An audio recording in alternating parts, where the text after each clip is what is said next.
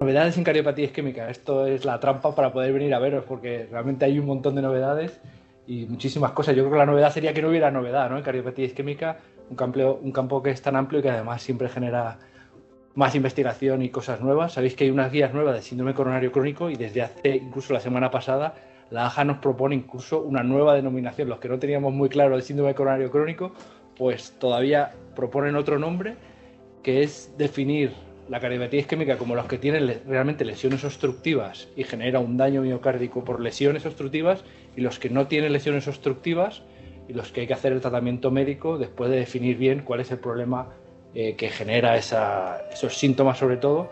Y por eso en contra de esta denominación de síndrome coronario crónico o agudo, pues defienden que podríamos hablar de síndromes isquémicos agudos o no agudos, con lesiones coronarias o no, y que esto sobre todo pues se diferencia un poco en si genera necrosis miocárdica y daño y por tanto secuelas en el miocardio, o más bien síntomas, que es ahora uno de los temas de moda mucho la hemodinámica, ¿no? Y NOCA, MINOCA, ANOCA, todas estas denominaciones, que bueno, que es un tema que está candente y que veremos, ¿no? Pero la AJA yo creo que se ha adelantado un poco a tratar de cambiar un poco estos conceptos y definir de otra manera la cardiopatía isquémica de siempre. Bueno, resumir un poco de hemodinámica e intervencionismo. Sabéis que de hace tiempo pues tenemos este debate en la cardiopatía isquémica crónica de si revascularizar o no. Tenemos los datos del CURAGE y otros estudios que nos dicen pues que al fin y al cabo el tratamiento óptimo médico es lo más importante. Del año pasado tenemos un estudio ya positivo de que realmente la angioplastia reduce de una forma eficaz la angina más que el tratamiento médico, con estos diseños así de escalas de angina y de dolor. Pero por fin tenemos un estudio positivo que al fin y al cabo yo creo que es lo que vemos mucho, ¿no? Que los pacientes cuando los revascularizas bien y de forma completa realmente tienen menos síntomas respecto a si lo haces solo tratamiento médico. Súper interesante, yo creo que es novedades en cuanto a caracterización de las placas y tratar placas vulnerables. El estudio PREVENT que se presentó el año pasado, que es los pacientes que tienen lesiones moderadas, que tienen una guía de presión negativa, caracterizar bien por OCT, y si las placas son vulnerables, tratarlas. Esto es un concepto que todavía no teníamos claro si hacer o no, y es lo que se probó en este estudio. Pero si os fijáis, de los pacientes que tienen lesiones moderadas, solo el 63% tienen una guía de presión que es negativa, la mitad encuentra una placa vulnerable, con lo cual no es tratar todas las placas que vemos no significativas, ¿no? o moderadas angiográficamente, sino que más o menos la cuarta parte de estas lesiones son las que se tratan o las que serían candidatas a tratar. Es decir, que guía de presión negativa, pero que por OCT podemos caracterizar como una placa vulnerable y tratarlas, pues mejora el pronóstico. Al fin y al cabo son placas que sabemos que se van a inestabilizar. Yo creo que el diseño es muy chulo, que es muy interesante, y esto parecido se está testando también en otro estudio que promueve la SEC dentro del grupo de hemodinámica. Doble antiagregación, después de tantísimos estudios, yo creo que ya ahora llevamos unos meses que no han salido cosas nuevas. Ha sido una revolución en los últimos años, criterios de doble antiagregación corta, desescalada, un montón de estudios. Yo creo que este es el último metaanálisis que está disponible online, un metaanálisis en red, que es comparar estrategias diferentes a los 12 meses de antiagregación, sobre todo en pacientes de alto riesgo isquémico, que demuestra que es seguro, y sobre todo lo que hemos ido viendo, que al fin y al cabo los pacientes que tienen riesgo hemorrágico, una pauta corta lo que reduce sobre todo es las complicaciones hemorrágicas, y no se paga el precio de tener más complicaciones. O sea que es seguro y además es eficaz en reducir las hemorragias. La mortalidad es igual y tal, lo que se consigue es con pautas cortas de 1 o incluso 3 meses de doble antiagregación, pero fijaros como ya esa pauta de 12 meses para todo, pues cuando el riesgo hemorrágico está presente, es bastante seguro. No hay más complicaciones cardiovasculares, no hay más infarto, no hay más trombosis del stent, que es lo que más nos preocupaba. Las nuevas plataformas hoy en día son raras ver las trombosis del stent, y pautas cortas son seguras. Yo creo que el concepto más importante son los conceptos de alto riesgo hemorrágico. He oído muchas definiciones. Yo creo que las últimas es lo más interesante, que es al fin y al cabo decir si el paciente tiene alto riesgo hemorrágico, sí o no, una definición binaria. Antes teníamos el CRUSADE, si tenías más de 50, eras alto riesgo hemorrágico. Si tenías 38, sí, pero no. Yo creo que esto es más de lo que hacemos en la práctica clínica. ¿Este paciente tiene alto riesgo hemorrágico, sí o no? Criterios mayores, que son los que pone ahí en naranja, y menores los amarillos. Si tienes uno mayor o dos menores, ya eres de alto riesgo hemorrágico. Y fijaros, pacientes con neoplasias, trombocitopenia, sobre todo las anemias, solo por tener eso ya eres alto riesgo hemorrágico. Y si tienes dos menores, sobre todo 75 años de edad, disfunción renal y tal, fijaros como realmente hay muchos.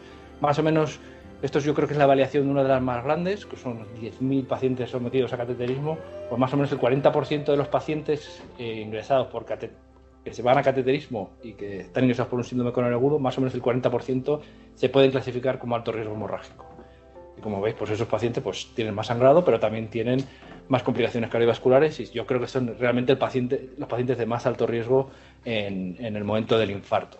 Nosotros eso lo miramos ya hace unos años, y realmente la idea era mostrar que los pacientes de alto riesgo hemorrágico, su principal complicación a medio y largo plazo es volver a reingresar por un sangrado, mucho más que la mortalidad. Es esa curva roja. Como veis, los pacientes de alto riesgo hemorrágico, el beneficio neto o el riesgo neto es el sangrado, mucho más que morirse en los primeros años después de un infarto. Y sin embargo, cuando no hay alto riesgo hemorrágico, el balance está mucho más justo, ¿no? Entonces, realmente, cuando hay alto riesgo hemorrágico, hay que tener en cuenta que el paciente, su principal amenaza es sangrar y no tanto tener otras complicaciones. Y esto hay que tenerlo en cuenta a la hora de elegir la durante agregación. Y esto es una de las últimas publicaciones que hicimos con esta base de datos conjunta entre San Juan y Santiago, que era definir los pacientes ingresados por un infarto, cuántos cumplen criterios para una pauta de doble integración corta, fundamentalmente porque tienen alto riesgo hemorrágico, cuántos cumplen de una pauta prolongada con doble integración de 3 años después de los 12 meses, que son fundamentalmente los que no tienen alto riesgo hemorrágico y tienen diabetes, enfermedad coronaria crónica previa, o los que se le ha hecho un intervencionismo coronario complejo, que como veis es otro tercio, y si os fijáis, pues los que no tienen ni una ni otra son solo la cuarta parte. O sea que lo que hacemos es así un poco a piñón de 12 meses de doble antiagregación para todos, en realidad solo lo cumplirían una cuarta parte de los pacientes con infarto. Y lo importante es que el pronóstico es muy diferente en función de clasificar así a los pacientes, sobre todo los de alto riesgo hemorrágico, que es la curva verde. Fijaros que son los que más mortalidad, más reingreso por cualquier causa y sobre todo más sangrado, porque son de alto riesgo hemorrágico. Y esto se comprueba ajustado por edad, sexo, hemoglobina, creatinina, lo que sea. O sea que yo creo que lo importante es definir bien los de alto riesgo hemorrágico, y en eso es hacer una pauta diferente de lo de 12 meses de agregación a piñón, que es lo que hacemos, y que es muy importante tener en cuenta el riesgo hemorrágico y caracterizar bien la pauta que vamos a seguir. Por cambiando un poco de tema, betabloqueantes, yo creo que ha habido 2 grandes estudios, tendremos uno más el año que viene probablemente. Se está poniendo cada vez más en duda si, tal y como tratamos hoy en día los infartos, que revascularizamos prácticamente a todos, revascularización completa, muchos de los estudios de los betabloqueantes es antes incluso de la trombolisis, o con 60% de pacientes tratados con trombolisis, los que realmente los betabloqueantes tienen un papel muy importante, tal y como los tratamos hoy de rápido y de revascularizar de forma completa, probablemente los betabloqueantes tienen menos papel. Uno de los estudios es pacientes que no tienen indicación clara, que son los pacientes que tienen fracción de 100 por encima del 50% y no han tenido insuficiencia cardíaca en la fase aguda. Fijaros cómo la utilización de betabloqueantes es neutra, no aporta nada en ninguno de los endpoints, ni en insuficiencia cardíaca, ni en nada. Y otro estudio más reciente, que yo creo que de hace unos meses, que es en los pacientes que tienen indicación, suspender a los 6 meses, suspender al año pensando si eso mejoraría la calidad de vida, efectos secundarios que tienen los betabloqueantes, o mantenerlo. Y lo que está claro es que parece que da igual mantenerlo o no mantenerlo, aunque parece que sí que hay una tendencia que mantenerlos va mejor, pero esto no sale significativo. O sea, que realmente, tal y como los tratamos hoy, a los pacientes los betabloqueantes están muy en duda, y como sabéis, pues el REBOOT, que es el estudio que está haciendo el CENIC, que yo creo que colaboráis vosotros, ¿no? Me suena que lo haya hecho Roberto, sí, como en tantos otros ensayos clínicos, muchísimos centros españoles, pues nos dará una respuesta mejor. Son pacientes que tienen fracción de eyección encima del 40%, que no tienen indicación de betabloqueantes por ninguna otra cosa y se randomizan a betabloqueantes sí o no. Yo creo que ya han cerrado la inclusión desde hace tiempo, se está cerrando el seguimiento, y yo creo que la idea es presentarlo este año en el europeo, que además es en Madrid, y es un momento guay para este estudio, que al fin y al cabo yo creo que para la SEC y para muchos hospitales pues representa todo un hito.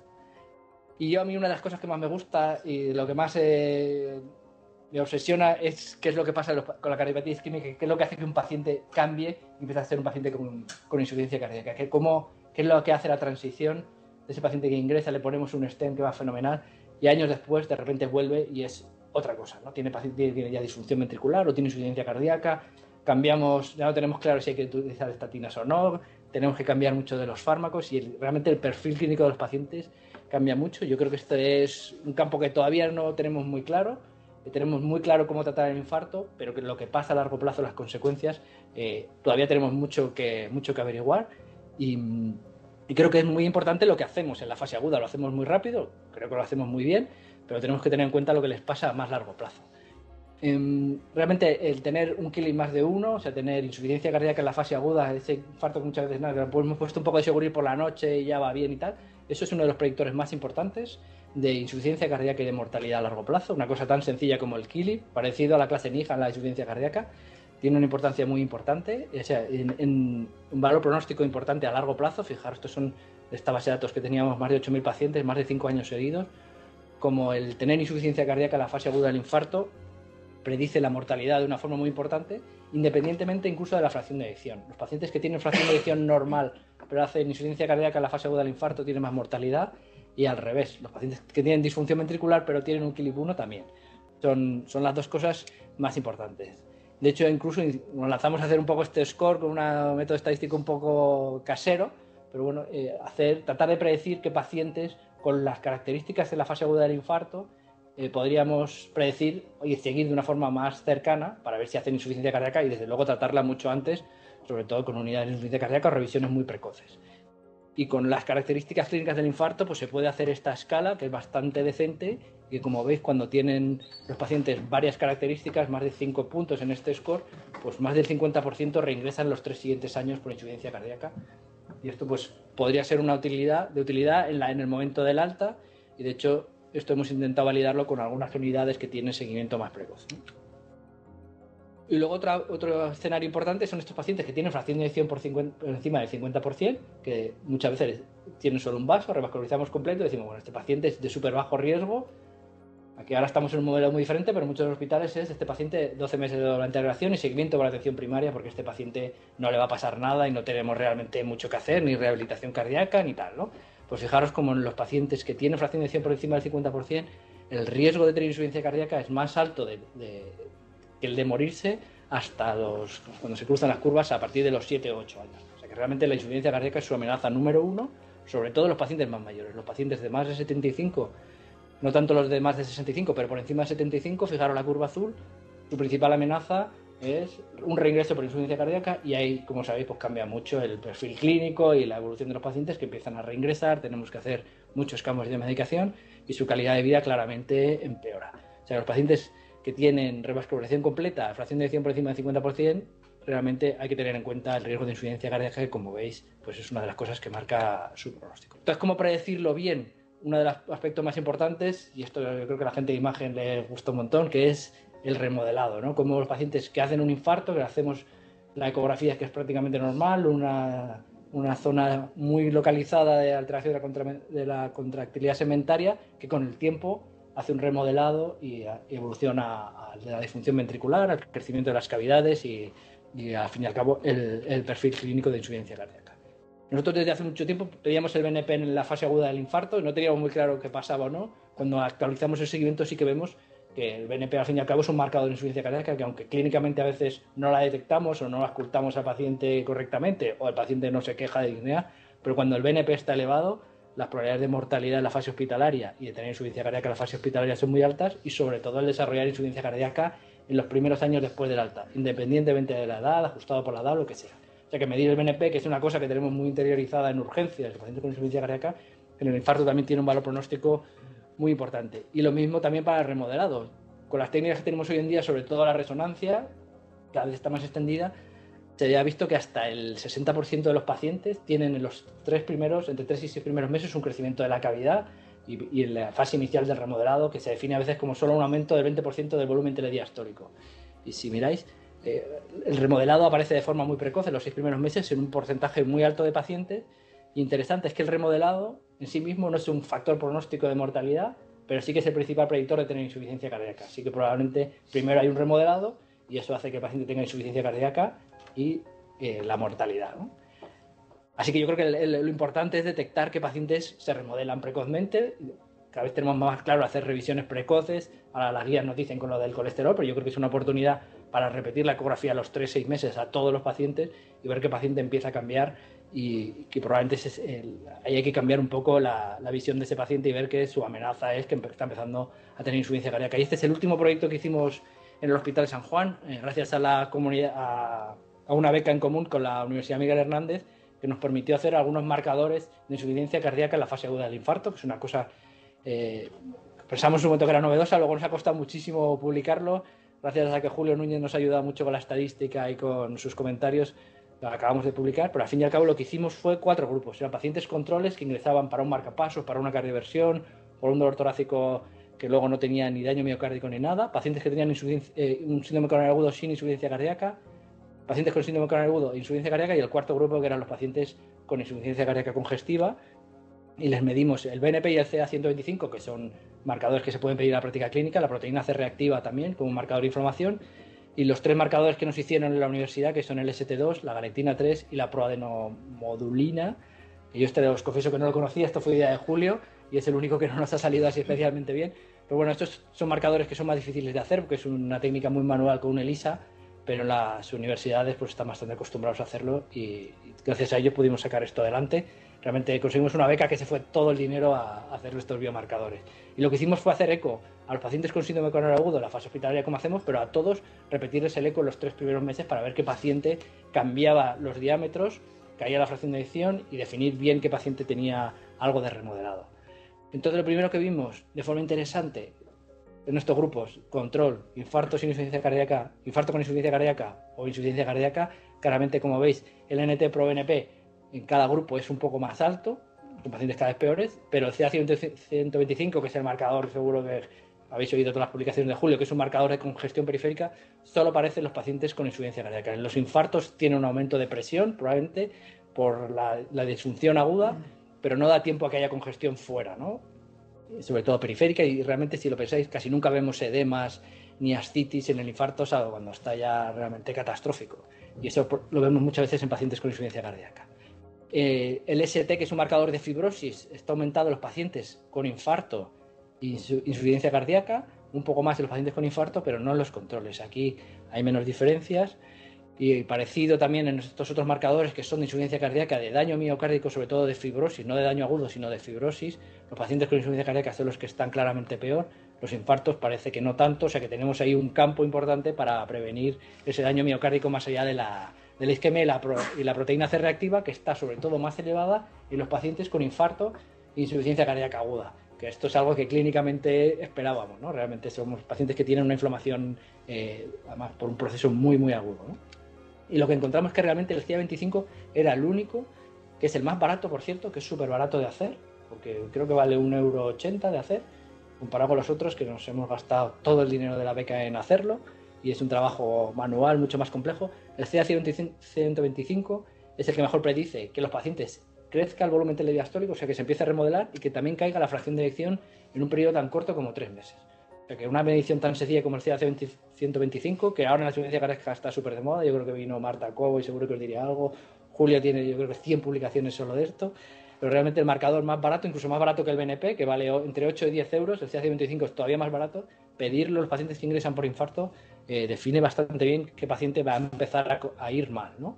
Y lo último que hemos hecho, que esto ha sido realmente gracias a Julio con estos procesos estadístictos, es en estos 4 grupos de pacientes y algunos pacientes más RIMED que hemos metido ya en los primeros meses, medir el BNP y el PROBE y caracterizar en estos 2 biomarcadores, que son los más baratos, los más sencillos de hacer, definir 2 grupos, ¿no? Cuáles tienen los 2 marcadores elevados y cuáles los que no, ¿no?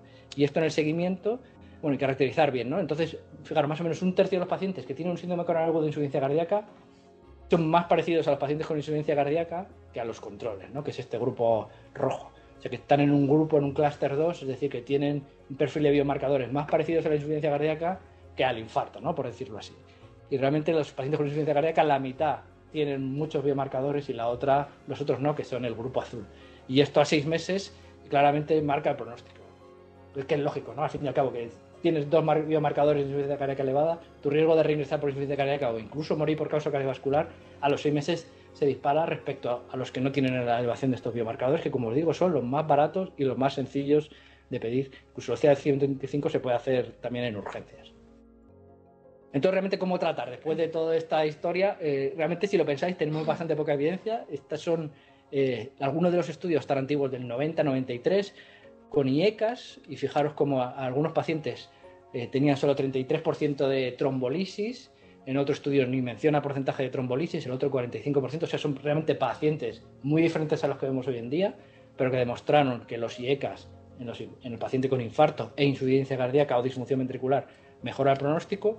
Los estudios más contemporáneos que os he puesto aquí, que yo creo que son los de Plerenona, el de sacubitril/valsartán y más recientemente el de empagliflozina, son estudios neutros que ya tienen porcentaje de reperfusión mucho más alta, sobre todo los dos últimos, ya ahora sí el 90%, que incluyen pacientes con insuficiencia cardíaca en la fase aguda del infarto o disfunción ventricular, y como veis han sido neutros en demostrar el endpoint primario, que era combinado de muerte e insuficiencia cardíaca, y probablemente el que mejor ha salido es el estudio de empagliflozina. Los ISGLT2, que yo creo que el otro día hablando con nuestra MSL, ha salido bien en todo, menos en el infarto parece, pero yo creo que todavía hay un poco de esperanza. De hecho, si veis los estudios de Carlos, que por cierto Carlos me ha dado recuerdos, yo creo que tú le conoces, ¿no? Bien, Carlos García Santos, me escribió ayer y me dijo, oye, dale muchos recuerdos a la gente de la luz, que les conozco mucho. A mí está la teoría que más me gusta, que son sus publicaciones de empagliflozina en un modelo de infarto, que él está convencido de que lo que hace sobre todo es cambiar la eficiencia metabólica del miocardio con un aumento de captación de cuerpos cetónicos, que es uno de los efectos de los ISGLT2. Él lo explica mucho mejor, la verdad que yo me pierdo cuando lo intento explicar, pero como sabéis, sus estudios con empagliflozina han demostrado que mejora precisamente el remodelado de los pacientes con insuficiencia cardíaca, incluso con fracción de eyección preservada, y realmente su modelo de insuficiencia cardíaca es un cerdo al que le tapa la descendente anterior y le producen un infarto anterior extenso, un remodelado agudo muy potente y que tienen una insuficiencia cardíaca, ¿no? Entonces, cuando los tratan con empagliflozina, realmente mejora la fracción de eyección y mejora mucho el remodelado del ventrículo izquierdo. Y como digo, pues probablemente el EMPACT, que es el último estudio que se ha presentado, es de los que realmente el endpoint primario sale neutro, pero ya en la primera publicación y en una casi simultánea, lo que realmente vieron es que lo que más reduce es la insuficiencia cardíaca. Reduce de una forma eficaz la insuficiencia cardíaca en la fase aguda del infarto, pacientes que tienen fracción de eyección por debajo del 45% o alto riesgo de tener insuficiencia cardíaca, que es una definición así un poco sui generis, que son al fin y al cabo los que han tenido un CLI mayor de 1, realmente el tratamiento con ISGLT2, fijaros cómo parece que reduce de una forma de casi un 30 y pico por cien la insuficiencia cardíaca. Y por último, pues la super gran revolución, los análogos de GLP-1, semaglutide. Si lo pensáis, en el SELECT eran pacientes todos con enfermedad cardiovascular sin diabetes, el 70% eran enfermos coronarios, y de las cosas que salen más positivas es la reducción de insuficiencia cardíaca en estos pacientes con cardiopatía crónica estable, síndrome coronario crónico, como lo queráis llamar. O sea que realmente a lo mejor tratar la base de la obesidad o modificar ese perfil metabólico con semaglutide podría tener un papel importante. Entonces yo creo que puntos clave en la insuficiencia cardíaca posinfarto es que aparece tarde. Con los estudios que han hecho solo siguiente un año es muy difícil de calcularla bien, porque muchas veces aparece más allá de los 2 años. Lo que pasa en la fase aguda es muy importante, el tener un CLI más de 1, la fracción de eyección, la revascularización, y yo creo que tenemos que seguir buscando qué pacientes hacen un remodelado precoz, porque es de lo más importante y donde creo que tenemos un campo importante para predecir y actuar. Por ir acabando, os voy a contar solo estas pequeñas novedades en lípidos, ni de coña, ¿no? Para que veáis todas las cosas que vienen, que es una barbaridad. Este año el premio Nobel de Medicina, lo vi ayer, es otra vez a gente que cosas relacionadas con el RNA. Muchas de las cosas que vienen son RNA silenciador, con el silenciador o oligonucleótidos antisentido. Para que veáis que hay un campo enorme. Yo creo que va a venir Rosa también, me escribió ahí en el AVE, ¿no? Que va a venir, pues muchas de las cosas es definir bien qué proteína es la que está alterada en esa familia o en esos pacientes que tienen alto riesgo cardiovascular, encontrar cuál es su mutación o cuál es su problema y bloquearla de una forma muy específica con fármacos que son subcutáneos, muchos de ellos, cada mes o cada 3 meses, y esto pues realmente es un cambio en el paradigma de los tratamientos. Al fin y al cabo lo que tenemos, y esto lo hicimos el año pasado con el grupo de trabajo de lípidos, tratar con el tratamiento intensivo de lípidos, reduce las complicaciones cardiovasculares y la mortalidad. Esto lo hicimos cuando ya teníamos los datos de bempedoico, los inhibidores de PCSK9, becetinib y tal. Con todas las estrategias que tenemos de tratamiento de lipoenviante intensivo, los pacientes claramente reducen las complicaciones cardiovasculares, y por eso hoy en día no tiene sentido que los pacientes no reciban un tratamiento intensivo. Y que yo creo que es mi estudio favorito de lípidos es el Fourier-Olé. Probablemente lo conocéis, que cuando se acabó el Fourier, los países que no tenían evolocumab se les invitó a los pacientes que habían estado en placebo a pasar a evolocumab. España ya teníamos evolocumab en el año 2016, pero Francia, Polonia, yo creo que Dinamarca, algunos países no tenían, se les invitó a que todos fueran a evolocumab. Entonces realmente lo que se compara es los que estuvieron con placebo casi 3 años, que son la parte de arriba de azul, y como veis todos pasan a evolocumab, y los que estaban en evolocumab siguen 5 años más. Entonces realmente lo que se compara es ese retraso de haber estado 2 años o 2 años y medio, casi 3, mal controlados respecto a los que han estado bien controlados 8 años. Y yo creo que esto es súper interesante porque incluso los que estábamos en el Fourier se nos planteó, ¿no? Ahora qué hacemos con estos pacientes, hay que intentar seguir, ¿no? Los pacientes acaban el Fourier con 30 de LDL, no le voy a volver a atorvastatina y que vuelva de tal, ¿no? Pero bueno, esto podía haber pasado en muchos países, en España ya teníamos. Y lo que realmente compara es este retraso, como digo. Y es muy interesante porque si las curvas se juntaran, pues tú dirías, bueno, empiezo tarde con los inhibidores de PCSK9, pero empiezo y al final el paciente va a ir bien. Pero si no se vuelven a igualar, pues esto se paga, ¿no? Y como veis, o si conocéis bien el estudio, las curvas no se igualan, incluso se amplifican, ¿no? Entonces, estar 3 años mal controlado, los pacientes lo pagan con complicaciones cardiovasculares, incluso con mortalidad cardiovascular. En el estudio original que separó 3 años no había diferencias de mortalidad, pero cuando sigues a estos pacientes de alto riesgo más de 8 años, que hay pacientes que están hasta 9 años tratados con los fármacos, como veis, reduce mucho el riesgo. O sea que retrasar el tratamiento intensivo, retrasar estos pacientes que le dicen, bueno, vuelvan 6 meses, que ahora no tengo tiempo, o lo que sea, se paga muy a largo plazo, sobre todo si estás 3 años mal controlado. Yo creo que es el soporte más importante a la importancia de reducir mucho el LDL y durante mucho tiempo. De LPA había preparado algunas cosas, pero yo creo que vendrá Rosa, que es de las personas que más sabe y sobre todo los que más ensayos y práctica clínica tiene. Así que realmente solo voy a poner el consenso de la europea, que nos dice que hay que medirlo una vez en la vida. Tampoco es un marcador caro. Sabéis que el 80% está determinado genéticamente, por lo cual no se modifica mucho a lo largo de nuestra vida. Prácticamente no hay nada que lo baje hoy en día, los inhibidores de PCSK9 un poco, el 30%, pero probablemente eso no es suficiente. Cuando estás por encima de 50 hay más complicaciones cardiovasculares. Cuando estás por encima de 180 es equivalente a la hipercolesterolemia familiar, o sea que es realmente alto riesgo, y esto nos puede servir para reclasificar y bajar más el LDL en todos los pacientes. Esto no sé si vosotros lo hacéis. Yo, por ejemplo, en San Juan me peleé un montón de veces y me costó muchísimo. Hicimos 200 que pagamos nosotros con una beca y no conseguimos que el laboratorio lo midiera. Pero ahora llega IMED, por ejemplo, y ahí se pide desde hace muchísimo tiempo porque lo cubren las compañías. Yo creo que es una buena oportunidad para aportar mucho, sobre todo en estas familias que te cuentan, mi padre tuvo un infarto, mi tío, mi no sé qué, y estamos encontrando que muchos realmente lo que les pasa es que tienen eso, que nunca nadie se lo ha medido. Y por último, pues quería acabar con la historia de la polipíldora. Sabéis que hace ya un par de años se publicó el SECURE, que es el final de un viaje muy largo desde que se creó este concepto de que probablemente una polipíldora podría reducir la mortalidad cardiovascular en un 50%.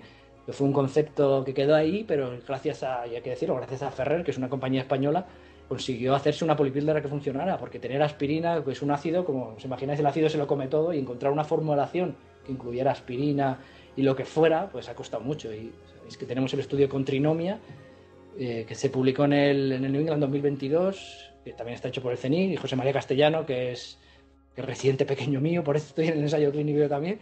Y como veis es un estudio positivo y que además coincide con un estudio que habíamos hecho los meses previos de mundo real. Los pacientes, como ya teníamos la polipíldora, que es el Neptuno, pacientes con la historia clínica, pudimos recoger un montón, más de 2.000 pacientes que estaban con la polipíldora, y como veis respecto al tratamiento estándar, los pacientes con polipíldora van mejor porque son más adherentes, se controlan mejor los factores de riesgo y tienen menos complicaciones cardiovasculares.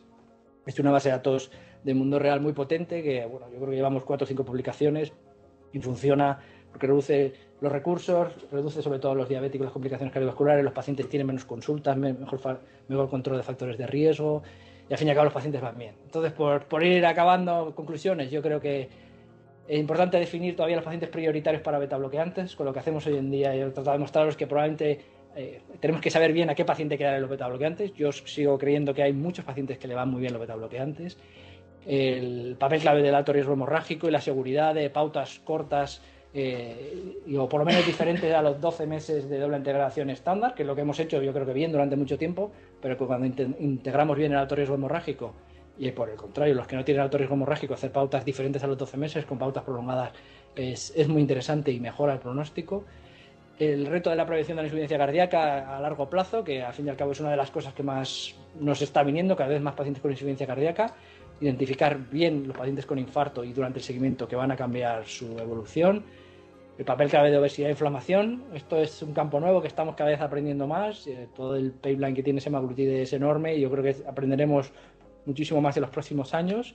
Y por último, las polipíldoras. Y el otro día puso Roberto, qué envidia, pero realmente la envidia es mía del equipo que tenéis aquí, el servicio que habéis montado, así que de verdad que os doy las gracias por haberme invitado a venir a conoceros.